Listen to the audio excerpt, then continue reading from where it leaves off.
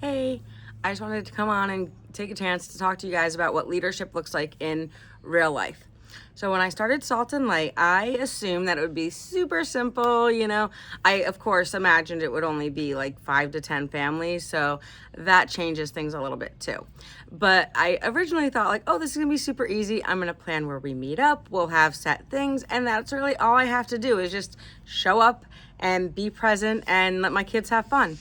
And while some of the meetups can be kind of easy like that, there's a lot more that goes into planning a successful group than just having a schedule. I didn't realize at the time, like planning field trips, while it's one of my favorite things. I absolutely love field trips. I love going to amazing places and seeing my kids learn alongside their friends. But there's a lot that goes into that, like contacting places, finding if there are discounts, coordinating with everyone. We need waivers signed for some of them, payments and stuff, tracking it all, and then making sure that I write the people back with correct numbers. Like, a lot more went into it than I thought. And my first field trip was to Barberville, and it's a pioneer settlement, and it was absolutely amazing. And I reached out to them at the beginning of last year, and I was like, we'll probably have like 25 people. And I had to write back fairly quickly and be like, it's probably going to be closer to 100.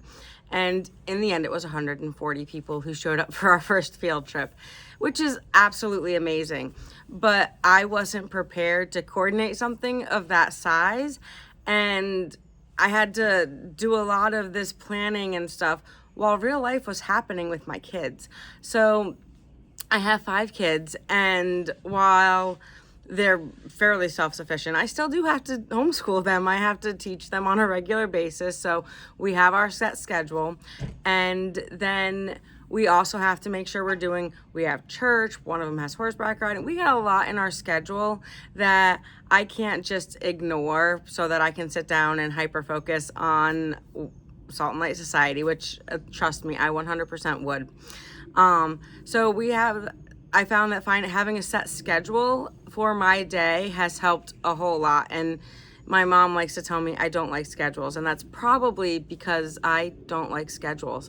But I found that I kind of need to use them to incorporate everything I need without letting something drop to the side. So my kids will do school at the same time every day, and my 2 younger ones need constant sitting with and direction. And my older 2, my oldest is good by herself, but the 12 and the 10-year-old, they also need that constant, like, okay, do you understand it? Do you need help with this? And kind of guidance, because while I have ADHD, so do all of them, which means that their focus isn't regulated properly. And that means that if anything even remotely interesting comes up while they're supposed to be doing something, they don't remember what they were supposed to be doing. So that's been fun.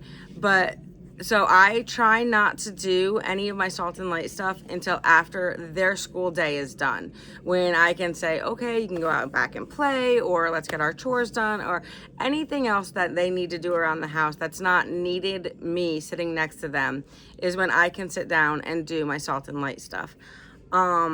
This week has been really hard because my 10-year-old broke her hand when she was riding her bike. And so that's meant that on top of all my other regular stuff, I've been running to doctor appointments.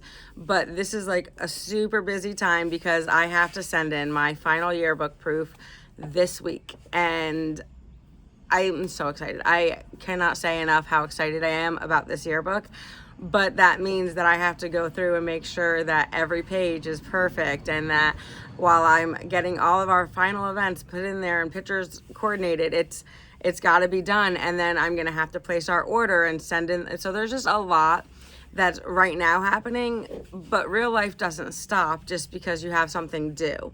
And I found that as a leader, it's best to, when you have the time, really do as much as you can. So, do you want to come sit with me, babe? I can't put on my shoes. So, okay. So, I actually have 99.9% of the yearbook done. We have one more event I want to include in the yearbook, which is this Friday. And once that's done, it's like a 2-day turnaround. So, I think that if you're leading and you have real life, which everybody has real life, just really setting your deadlines and giving yourself not only that deadline, but making sure that you have a little bit of a buffer for real life to happen. So if something were to happen, you have a day or two to sit there and be like, okay, I can breathe and it will still get done. And I think that Lorelai, can you please help her? I think that the biggest thing with being successful as a leader is understanding that no plan will go perfectly all the time, and it's important to plan for imperfection in your plan. But that's all. I just wanted to say that as a leader, you've got this, and I know that God can use whatever you have to offer, and I just hope you all have a great day. Thanks.